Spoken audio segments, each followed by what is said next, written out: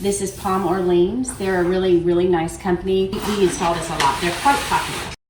It's just untrimmed paper, you can see, because I have to trim this off the edges for Sean to install. So it has white on the edges.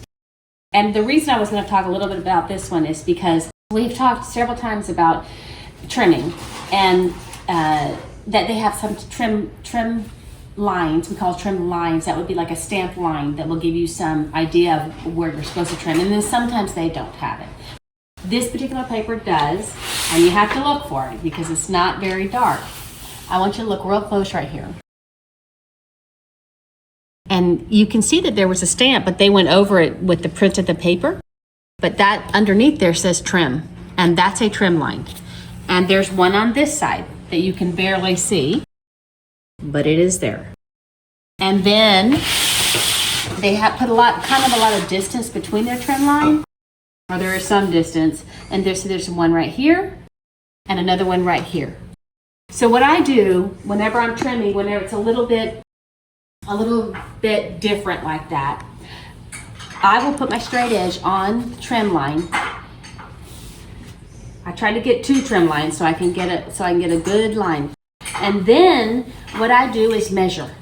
And so I'll measure the printed material where the print starts up to my straight edge. So I will double check, and that's 3/16. And then that helps me, and I kind of do that. I do it a lot because it's that important to make sure that your trimming is continuous and as perfect as it can be.